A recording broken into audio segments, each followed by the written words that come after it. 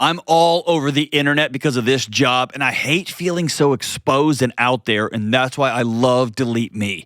They help me take control of my digital privacy so I can be peaceful and not paranoid when I'm online and offline. For 20% off an annual plan, go to joindeleteme.com/Delony. I need help deciding whether I should be evaluated to determine if I'm a donor match for my mother, who is in stage 3 kidney failure. So just for some background, both my parents are alcoholics. They were very heavy. They were very much in their addiction for the majority of my adolescence. I've experienced a lot of verbal and emotional abuse and neglect from both of my parents when I was younger. In 2007, she was diagnosed with breast cancer. She did the treatment and went into remission. And then some years later, she was diagnosed with heart failure, which led to her heart transplant in 2015. There were periods of time when they would not drink, but it's always something that they kind of went back to. She's never really lived a healthy lifestyle, like not eating healthy, not taking care of herself, not exercising, not addressing her mental health problems, not taking her medication properly. As a child and a teenager, I struggled immensely with her alcoholism. When I was in the 5th grade, I began to self-harm. They eventually found out, took me to a few counseling sessions, and it was never brought up again or spoken about. I continued to self-harm until I was about 18. I moved out of my parents' home, and I haven't self-harmed since. I'm not very close with my mother. I don't talk to her much. So bring me here bring me now. I've got the full picture there. It's been a rough go. So how old are you right now? I'm 31. Okay. And how old is she? She's about 62, I believe. Okay. And I'm guessing she's in renal failure. Her kidneys aren't working anymore. Oh yeah, you said that already. Correct. So she's in stage 3. Yeah. And have they reached out to you as a potential donor? They haven't necessarily reached out to me, but they have said you guys should be evaluated to see if you are potentially a donor. Yeah. Wow, that's a tough one. Yeah, there's lots of layers. Well, can I peel back all the layers for you? Yeah. I want to wipe the table clean of all layers. Okay. Okay. And the way you just and as much for you as for everyone else listening, you just like took a completely peeled onion and you layered it back together for me, starting as a kid, 5th grader. Yeah. All the way 26 years later till you're 31 years old. Mm-hmm. And then you've got a mother who's already had a heart transplant, who continues to drink, who's had cancer, who's had all these things. And the message that she needs to be a steward of her body has never gotten through. And I'm not going to blame her. She may be sick. She may be ill. I don't know what her childhood was like, but for whatever reason, right, she's continued to choose choice after choice to not go get well, right? Yeah. Yeah. So I want to take my arm and swipe the table completely clean. Okay. And I want you to tell me, are you the kind of person that feels like you have to do this no matter what? Or are you the kind of person who doesn't want to do this, but you got a little guilt? Or who are you in this moment faced with this decision? So, because listen, real quick, all of this other stuff feels like you're trying to make a case for yourself as to why you don't have to or shouldn't want to, or if you feel guilty, you shouldn't feel guilty. And I want to free you from all of that. Yeah. Do you want to do this thing? I don't. I don't. I truly don't think that. Stop. Just say that. Just say that. I don't want to. Yeah, I don't. I don't want to. Put a period at the end of that and just exhale for a second. Drop your shoulders. I don't. Now, when you say I don't want to, whose voice is coming in saying, no, but you should? Whose voices are that? Is it your churches? Is it your friends? Is it a distant guilt, ridden voice from your mom? Who's coming in and saying, countering what you don't want? Mainly my siblings, Okay. my sister to be exact. Okay. Tell me about that. She's my older sister. I have asked her she's aware of, my trauma and my struggles with my parents. I've asked her previously if she would resent me in the future if I choose not to be evaluated. And she's essentially said that she doesn't know, she can't tell the future. Okay, let me ask you this. Do you have a close relationship with your older sister? Sometimes yes, sometimes no. Okay. Which that means no. That means sometimes y'all perform well with each other, and sometimes maybe you go to each other for comfort. Mm-hmm. But that's not you don't have a ride or die relationship. In abusive households, sometimes kids huddle together and they become inseparable because they had to, and it becomes this lifelong bond. And other times they get split up. One becomes the caretaker, one basically becomes the parent of the household, one becomes the blamer, one becomes the peacekeeper, one becomes the I'm out of here.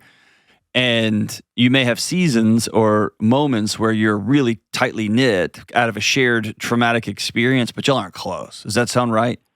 That's very accurate. Okay, so I'm going to challenge you. Why are you giving your sister a vote here? Because I want to, I guess I seek a close relationship with her, and I always have. Okay, stop right there. You want a close relationship with your sister, period. Can you drop your shoulders on that one? Yeah. You're 31. You should have had that a long time ago. Yeah. And the question I have for you is, does she want a close relationship with you? She says she does. Behavior is a language. Does she want a close relationship with you? No. Okay. Can we just sit there for a second? Yeah. Because after your parents didn't show up for you, your parents were sick your whole childhood, your sister probably played a pretty maternal role in your life, making sure you were at school on time and making sure you were safe and you were driven to where you needed to go. And I can't imagine the nightmare that she doesn't want to be close with you either. Yeah. And it's real easy to be 31 and start to think, what is so unlovable about me that both mom and dad and now her? I just need to tell you, it's not you. They have their own demons, all three of them. Yeah. I'm sorry.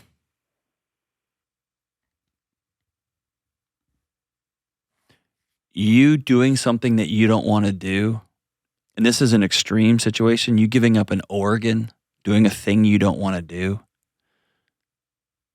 will not lead to this close relationship with your sister that you want that so badly you'll give up a part of your body to a dying woman. You want it so badly, and I'm just telling you, on the other side of that, that's not going to be the thing, because you have never been the problem in that relationship. Mm-hmm.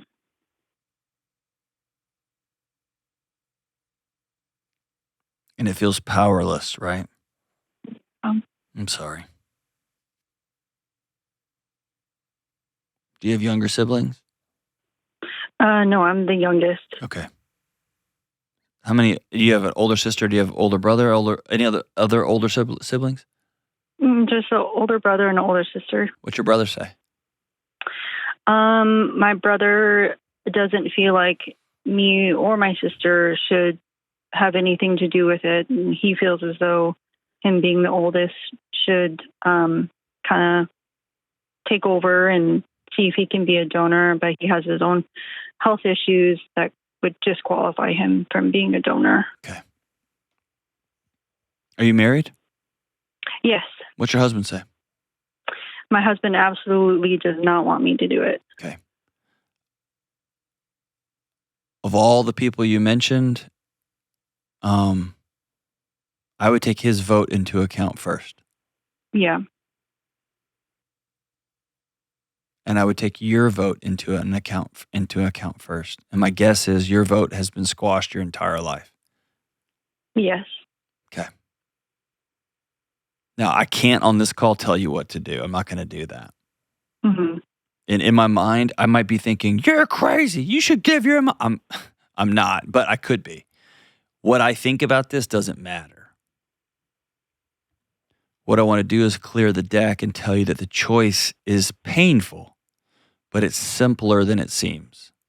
Mm-hmm. And if the outcome of I'm going to give a kidney to somebody who is desperate for life and who is life-giving, and I want to say there's an ROI on doing the right thing. That's not what I'm trying to say, but I'm willing to put my life and health for my family on the line because this is a person who is XYZ. Mm-hmm. Then I will support you all day long. But I'll also support you if you say, I'm going to put a kidney on the table for somebody who A, doesn't care, B, I'm doing it not to save somebody's life, to give them more life, but I'm doing it to try to win favor with somebody else. Mm-hmm. I would tell you don't do that. I'll support you in that too. Yeah. And I guess I mostly want to just give you a hug and say, I'm sorry, this whole thing's a mess. Thank you.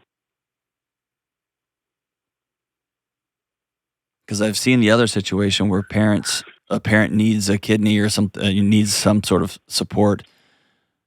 And because of the legacy they've left for their kids, there's a line of kids and cousins like, I'm in, I'm in, right?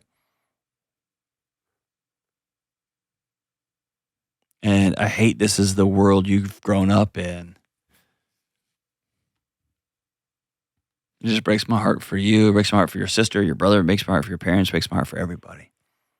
Yeah. Yeah. So what are you thinking?